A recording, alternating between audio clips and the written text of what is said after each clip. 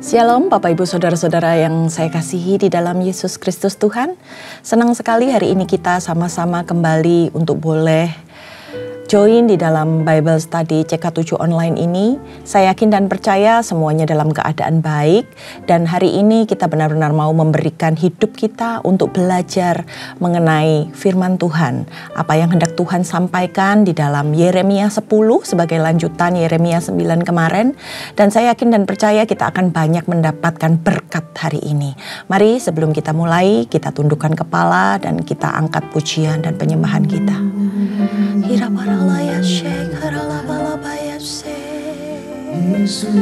Kau baik Tuhan, terima kasih Bapa.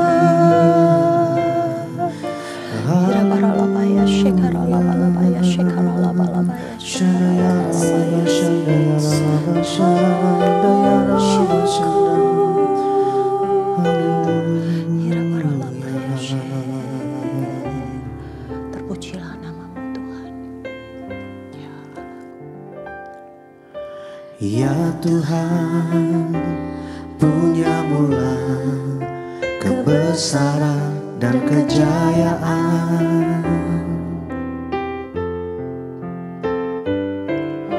Ya Tuhan, punya mula kehormatan, kemasyuran dan keagungan. Segala yang di langit dan yang di bumi kepunyaanmu. Ya Tuhan, punya mula kebesaran dan kejayaan.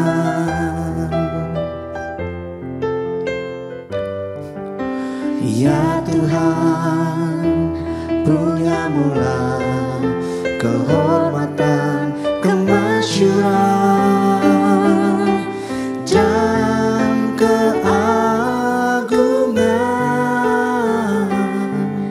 Segala yang di langit dan yang di bumi kepunyaanmu. Hosana bagi Sang Raja, Hosana di tempat yang maha tinggi.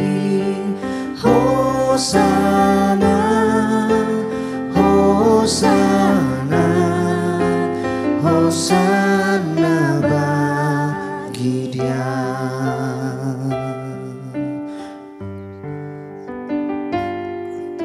Ya Tuhan, punya mula kebesaran dan kejayaan.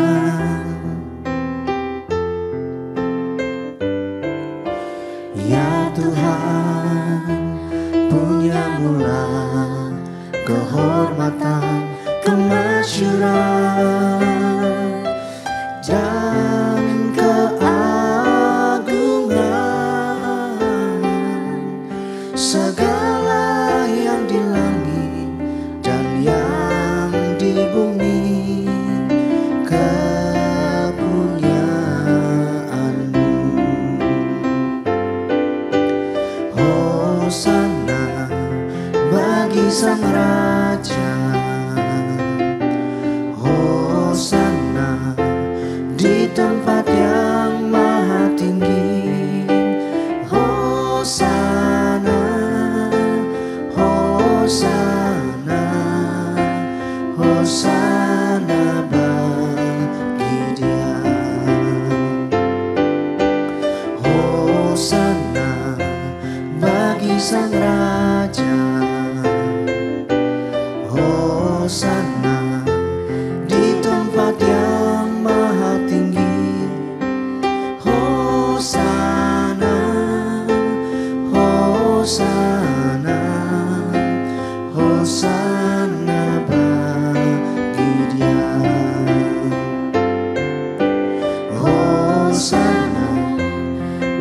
Sang Raja.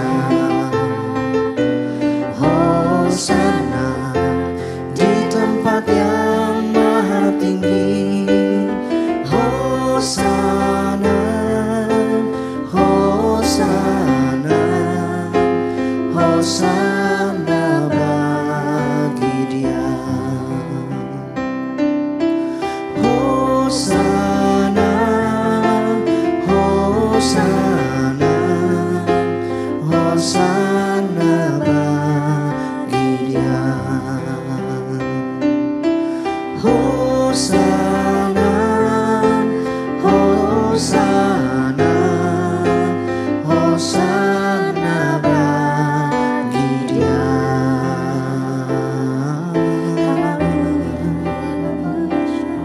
Kami berikan pujian hanya bagi-Mu Tuhan Yesus.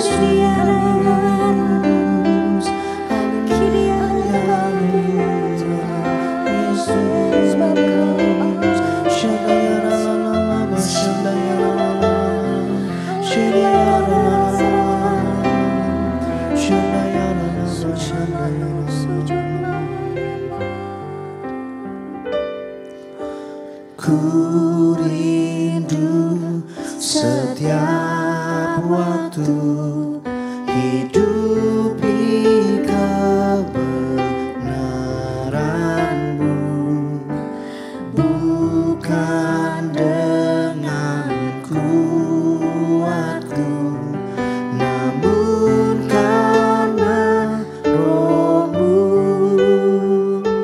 Yesus, Kau yang ku pegang teguh.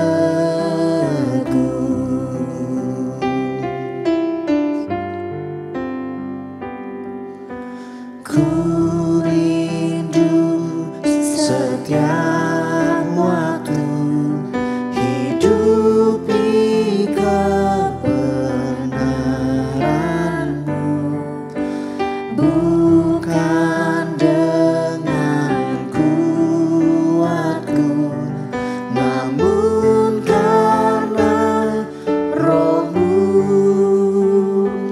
Yesus, Kau yang ku pegang teguh.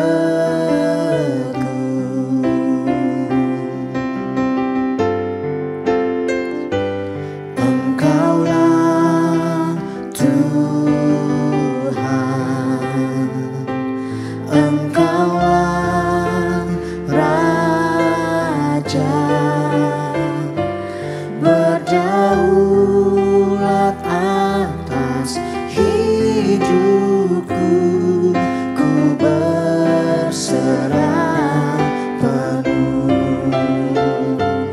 Engkaulah Tuhan, Engkaulah Raja, berdaulat atas hidupku. Ku berserah penuh. Engkaulah Tuhan, Engkaulah Raja, berdaulat atas hidupku. Ku berserah penuh. Engkaulah Tuhan, Engkaulah Raja,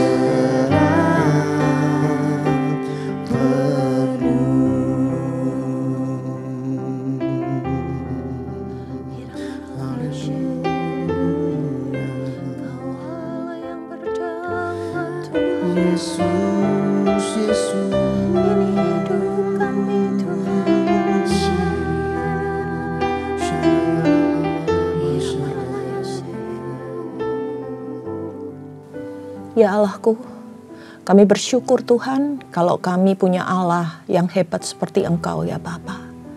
Izinkan setiap kami ini Tuhan di dalam kehidupan kami memiliki pengenalan yang benar akan Tuhan. Supaya kami bisa belajar segala sesuatu tentang apa yang Tuhan sukai dan apa yang harus kami lakukan. Bapa, pimpin ya Tuhan dalam Bible Study hari ini. Supaya segala sesuatu yang Allah kami nyatakan di dalam Bible Study hari ini, kami bisa mengerti, kami bisa memahami, dan bisa membuat kami semakin hidup benar di dalam Engkau. Roh Kudus, Engkau yang menyinari setiap kami. Kami percaya Tuhan, hari ini kami bisa mengerti dan memahami apa rencana-Mu di dalam hidup kami. Di dalam nama Tuhan Yesus, haleluya, amin. Baik saudara-saudara, hari ini kita lanjutkan dalam Yeremia 10. Kalau secara garis besar, Yeremia 10 ini sedang menjelaskan tentang peringatan bagi umat Israel bahwa mereka tidak boleh menyembah Allah yang dibuat oleh tangan mereka. Mereka harus menyembah Allah yang benar.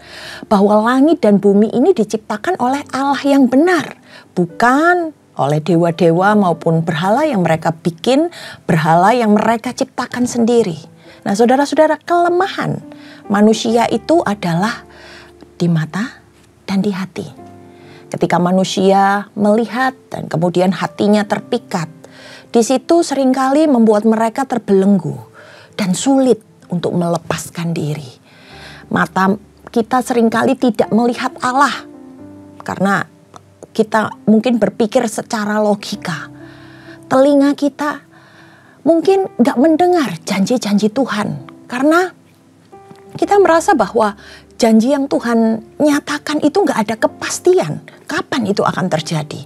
Nah hal seperti ini saudara-saudara sering membuat manusia itu gak tahan. Kemudian memalingkan hidupnya pada apa yang terlihat.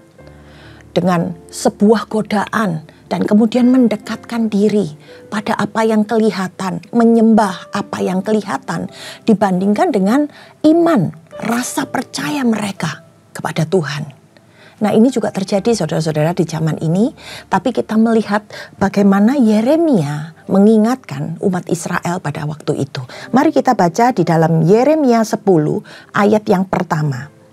Dengarkanlah firman Tuhan yang disampaikan Tuhan kepadamu, hai kaum Israel. Beginilah firman Tuhan. Janganlah biasakan dirimu dengan tingkah langkah bangsa-bangsa. Janganlah gentar terhadap tanda-tanda langit. Sekalipun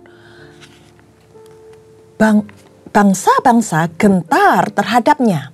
Sebab yang disegani bangsa-bangsa adalah kesia-siaan. Bukankah berhala itu pohon kayu yang ditebang orang dari hutan? Yang dikerjakan dengan pahat oleh tangan tukang kayu? Orang memperindahnya dengan emas dan perak. Orang memperkuatnya dengan paku dan palu supaya jangan goyang. Berhala itu sama seperti orang-orangan di kebun mentimun, tidak dapat berbicara. Orang harus mengangkatnya sebab tidak dapat melangkah. Janganlah takut kepadanya, sebab berhala itu tidak dapat berbuat jahat dan berbuat baik pun tidak dapat. Nah saudara-saudara, kalau kita perhatikan ayat 1-5, bagaimana tingkah langkah bangsa-bangsa orang yang tidak mengenal Tuhan. Di situ Yeremia memperingatkan mereka, jangan mengikuti apa yang mereka lakukan. Karena orang-orang yang tidak mengenal Tuhan, mereka hidup seenaknya, mereka bahkan menciptakan Allah yang ingin mereka sembah tanpa terikat pada aturan-aturan atau perintah-perintah. Berbeda dengan apa yang dialami bangsa Israel. Mereka punya Allah yang benar. Tuhan punya perintah-perintah dan aturan yang harus mereka ikuti. Nah, bangsa-bangsa yang tidak mengenal Tuhan ini, mereka berusaha menarik bangsa Israel dengan godaan-godaannya. Supaya mereka melihat bahwa ini ciptaan tanganku yang bisa terlihat, yang bisa kita sembah.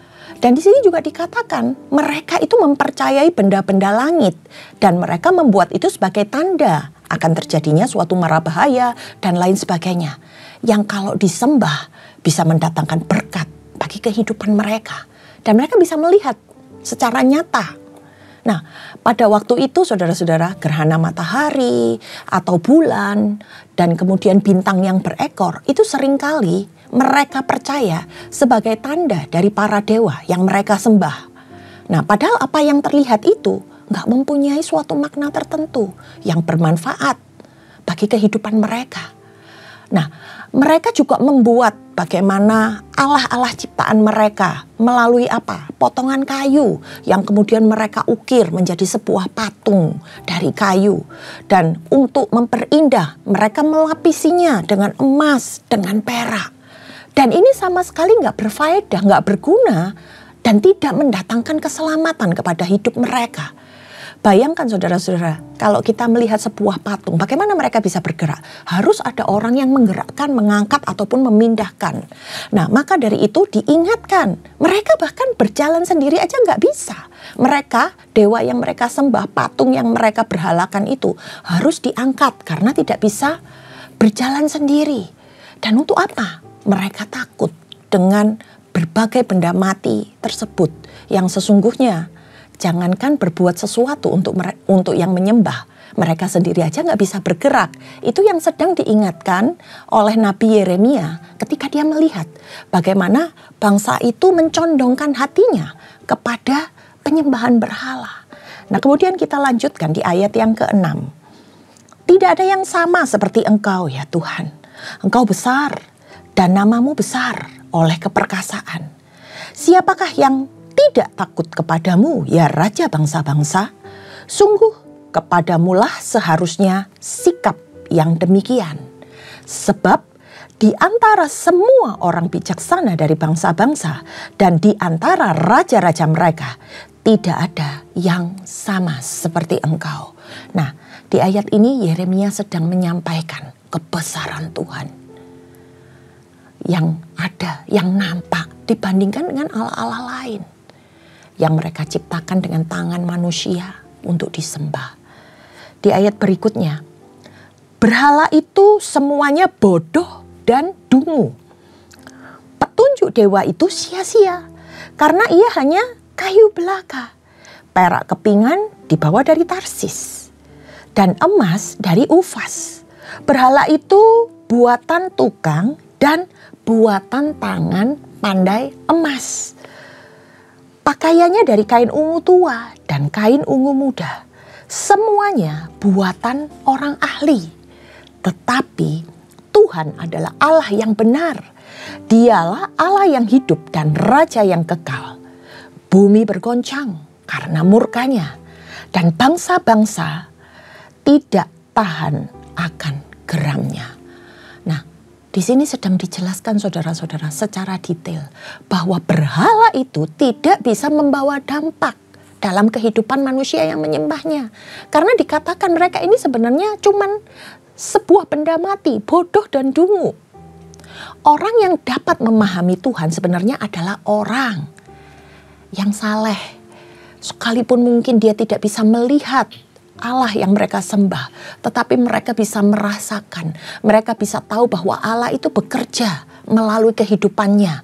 Allah yang besar itu menyatakan kebaikannya di sepanjang kehidupan orang-orang ini.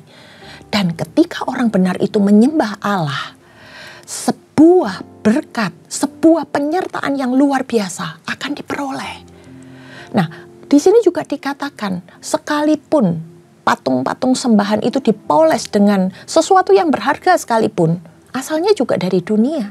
Dikatakan perak itu berasal dari Tarsis dan emas itu dari Ufas, yang artinya bagaimana mereka menemukan barang-barang yang digunakan untuk memoles itu dari bumi dan kemudian dibuat oleh tangan manusia. Tetapi Tuhan yang benar, Tuhan yang besar adalah Tuhan yang sanggup membuat bahkan bumi ini bergoncang karena amarahnya. Di ayat yang ke-11 saudara-saudara, beginilah harus kamu katakan kepada mereka, para Allah yang tidak menjadikan langit dan bumi akan lenyap dari bumi dan dari kolong langit ini. Tuhanlah yang menjadikan bumi dengan kekuatannya, yang menegakkan dunia dengan kebijaksanaannya, dan yang membentangkan langit dengan akal budinya. Apabila ia memperdengarkan suaranya, menderulah bunyi air di langit, ia menaikkan kabut awan dari ujung bumi. Ia membuat kilat serta dengan hujan dan akan mengeluarkan angin dari perbendaharaannya. Bagaimana di sini diceritakan Allah yang benar itu memiliki perbuatan yang dahsyat. Karena Allah lah yang menciptakan seluruh langit dan bumi. Bahkan ketika Allah ingin memperdengarkan suaranya, seluruh ornamen di dalam bumi ini bisa bergerak seperti guruh, kilat, dan petir. Karena semua ada di dalam kendali Allah. Dan di ayat yang ke-14, saudara-saudara, kita lihat. Setiap manusia ternyata bodoh, tidak berpengetahuan. Dari setiap pandai emas menjadi malu karena patung buatannya. Sebab patung tuangannya itu adalah tipu. Tidak ada nyawa di dalamnya. Semuanya adalah kesia-siaan. Pekerjaan yang menjadi buah ejekan. Dan yang akan binasa pada waktu dihukum. Saudara-saudara, kalau kita lihat banyak manusia yang tertipu oleh Allah palsu. Yang akhirnya pada akhir kehidupannya tidak membawa perubahan. Sehingga tidak ada yang dihasilkan ketika mereka menyembah berhala itu. Dan akan mempermalukan kehidupan mereka.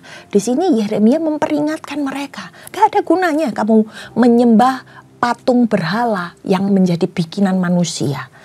Kemudian di ayat yang ke-16. Tidaklah begitu dia yang menjadi bagian Yakub.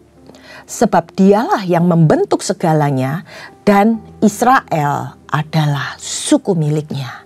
Namanya ialah Tuhan semesta alam. Ayat yang ke-16 ini ayat yang luar biasa, saudara-saudara.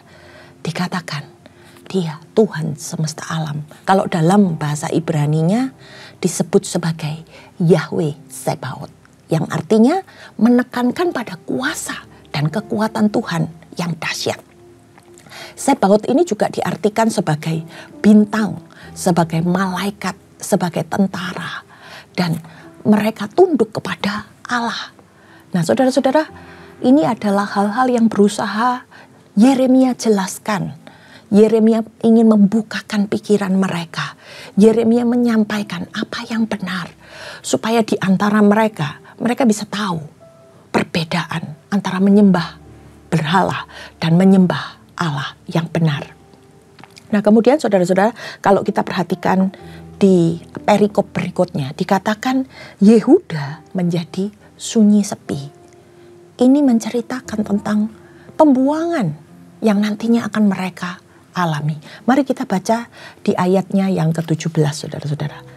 Angkutlah barang-barangmu dari negeri ini, hai orang-orang yang berada dalam pengepungan. Sebab beginilah firman Tuhan. Sesungguhnya sekali ini aku akan melemparkan penduduk negeri ini. Dan aku akan menyesakkan mereka supaya mereka merasakannya. Celakalah aku karena penyakitku. Lukaku tidak tersembuhkan. Aku pikir, inilah suatu kepedihan yang harus kutanggung. Kemahku sudah rusak dan semua talinya sudah putus. Anak-anakku telah pergi daripadaku, tidak ada lagi. Tidak ada lagi yang mendirikan kemahku dan yang membentangkan tendaku. Sungguh, gembala-gembala sudah menjadi bodoh. Mereka tidak menanyakan petunjuk Tuhan. Sebab itu mereka tidak berbahagia dan seluruh binatang gembalaan mereka cerai-berai. Terdengarlah suatu berita bunyinya. Kegemparan besar akan datang dari tanah sebelah utara untuk membuat kota Yehuda menjadi sunyi sepi. Menjadi tempat persembunyian serigala-serigala. Saudara-saudara, kalau kita baca di sini ya, bagaimana sebuah pesan yang disampaikan oleh Yeremia ini supaya mereka bersiap-siap. Karena pembuangan itu akan segera tiba. Dari tadinya mereka dikatakan sebagai milik Allah di ayat yang ke-16, saudara-saudara. Tapi karena perbuatan mereka menuai apa yang mereka lakukan. Mereka menjadi pelarian yang harus meninggalkan kota Yehuda. Di ayatnya yang ke-18 tadi, saudara-saudara, dikatakan bahwa hukuman akan segera mereka terima. Karena apa? Karena Tuhan ingin mereka merasakan dan sadar akan perbuatan mereka. Nah, kalau kita lihat saudara-saudara, apa yang disampaikan Yeremia ini, dia sebenarnya gembes, saudara-saudara, dengan apa yang terjadi, apa yang dia lihat atas bangsa itu. Dia tetap menjaga hidupnya untuk takut akan Tuhan. Tapi apa yang dilihat bahwa mereka, orang-orang yang diberikan perintah-perintah Tuhan, orang-orang yang diingatkan oleh Tuhan, tidak mau mendengar. Maka kalau kita lihat di ayat yang ke-19, Yeremia sedang meratap, saudara-saudara. Dia meratapi dirinya ketika dia harus menghadapi situasi-situasi tersebut. Dan dijelaskan bahwa endingnya akan ada segala sesuatu yang menimpa mereka sebagai hukuman. Dikatakan karena pemimpin-pemimpin bangsa Yehuda yang dikatakan sebagai gembala ini, saudara-saudara, mereka nggak mau lagi bertanya kepada Tuhan. Mereka nggak lagi dengar-dengaran kepada Tuhan. Sehingga ini membuat seluruh umat Israel, domba-dombanya, tercerai-berai. Dan akhirnya kota Yehuda menjadi sepi. Bagaimana kegemparan itu akan datang dari tanah sebelah utara. Yang artinya apa? Musuh akan segera mengepung mereka. Akan segera menghabisi mereka. Sehingga kesunyian itu menimpa kota Yerusalem. Di ayat yang selanjutnya dikatakan, "Aku tahu ya Tuhan, bahwa manusia tidak berkuasa untuk menentukan jalannya. Dan orang yang berjalan tidak berkuasa untuk menetapkan langkahnya. Hajarlah aku ya Tuhan, tetapi dengan selayaknya. Jangan dengan murka-Mu, supaya aku jangan Kau binasakan. Tumpahkanlah kepanasan amarah-Mu ke atas bangsa-bangsa yang tidak mengenal Engkau, ke atas kaum-kaum keluarga yang tidak menyerukan nama-Mu, sebab mereka telah memakan Yakub dan menghabiskannya, dan membuat tempat kediamannya menjadi puing." Ini adalah sebuah pengakuan yang disampaikan oleh Yeremia dan juga doa yang dia panjatkan kepada Tuhan. Karena apa? Karena ketidakberdayaan manusia. Sebenarnya manusia itu bahkan untuk menetapkan langkahnya saja dia nggak berdaya. Tapi bagaimana dengan kondisi seperti itu mereka berani meninggalkan Tuhannya. Mereka berani melangkah dengan kakinya sendiri. Dan Yeremia menyampaikan, saudara-saudara, permohonan supaya hajaran Tuhan itu tidak melampaui kekuatannya, di mana ada belas kasihan dan mereka terhindar dari penghukuman Tuhan. Sebab penghukuman Tuhan itu kalau datang itu begitu luar biasa menghancurkan mereka. Dan bagaimana sebuah permohonan supaya Tuhan yang mereka kenal menghancurkan orang-orang yang membuat kehidupan mereka itu sengsara. Nah, sebuah keputusan Tuhan bahwa Yerusalem ini akan dikalahkan. Sehingga mereka, orang-orang yang ada di dalamnya, harus mempersiapkan diri untuk menerima resiko. Walaupun mereka sebenarnya juga khawatir, saudara-saudara, dengan apa yang terjadi. Tapi hal inilah yang akan mereka hadapi. Yeremia menyampaikan, akibat dari apa yang kamu lakukan, Tuhan akan mengizinkan hal ini terjadi. Yerusalem yang tadinya dikatakan sebagai ibu, yang kemudian merasa kehilangan anak-anaknya, dan sudah tidak ada kemah atau perlindungan lagi bagi mereka. Kalau kita baca, kalau kita renungkan, saudara-saudara, ayat-ayat ini sebenarnya berbicara tentang banyak hal. Bahwa Allah yang kita sembah itu adalah Allah yang berkuasa. Karena apa? Dari sejak semula Dia yang menciptakan segalanya. Dan semua ciptaan Tuhan itu tunduk di bawah kekuasaannya. Kemudian yang kedua, siapakah kita manusia? Yang seringkali lebih tertarik lebih condong dengan apa yang kita lihat di dunia ini. Apa yang di dunia ini tawarkan seolah-olah lebih menarik untuk kita nikmati dibandingkan dengan janji-janji Tuhan yang kita percaya melalui iman dan akan terjadi pada waktunya Tuhan, bukan waktunya kita. Dimana ketika kita melihat lalu kita menjadi tergoda dengan dunia dan kemudian endingnya apa? Kita bisa meninggalkan Tuhan. Nah, kemudian yang ketiga, saudara-saudara, segala sesuatu yang diciptakan oleh perbuatan tangan manusia melalui patung-patung pahatan yang kemudian mereka sembah, endingnya itu nggak berguna, saudara-saudara. Apa yang kita sembah hari ini, apa yang kita nikmati hari ini yang berasal dari dunia, itu endingnya tidak akan menyelamatkan kita. Kedagingan kita itu akan lenyap, saudara-saudara. Tetapi ketika kita memperkuat iman percaya kita, di situ Tuhan akan memberikan yang terbaik. Karena perlindungan yang sesungguhnya, penyertaan yang sesungguhnya hanya ada pada Tuhan, Sang Pencipta langit dan bumi. Nah, banyak hal saudara-saudara yang bisa kita pelajari dari apa yang disampaikan oleh Nabi Yeremia.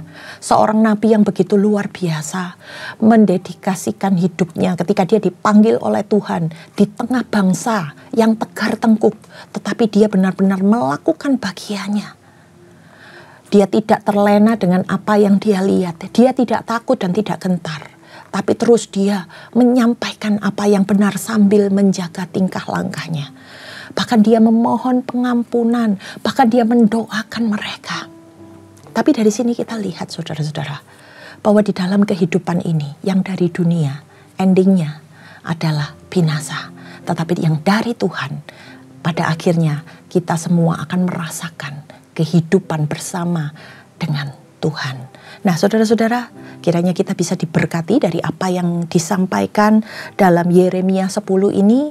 Dan saya percaya melalui segala sesuatu yang kita pelajari ini, kita bisa memiliki pengetahuan yang benar tentang Tuhan, tentang bagaimana kita menjaga kehidupan kita. Dan segala sesuatu yang sudah kita perjuangkan sebagai orang-orang yang hidup saleh di hadapan Tuhan, kiranya kita semakin mempermuliakan nama Tuhan. Mari kita tundukkan kepala dan berdoa. Kami mengucap syukur Tuhan, kalau kami boleh belajar ya Tuhan, tentang apa yang boleh kami lakukan, apa yang layak kami sembah, apa yang layak untuk kami tinggikan ya Bapa. Jangan izinkan kami terlena dengan apa yang kelihatan di dunia ini Tuhan. Yang seolah-olah ketika kami menikmatinya, kami bisa merasakan kebahagiaan. Sebab kebahagiaan yang sesungguhnya adalah ketika kami memiliki pengenalan akan Engkau ya Tuhan. Bapa, Engkau menegur setiap kami Tuhan. Hari ini Engkau melihat apa-apa saja Tuhan yang kami lakukan yang mungkin masih salah di hadapan-Mu.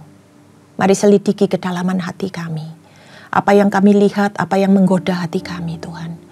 Kiranya kami bisa ya Tuhan mengenyahkan itu semua dan menggantikannya dengan kehendak Tuhan di dalam kehidupan kami.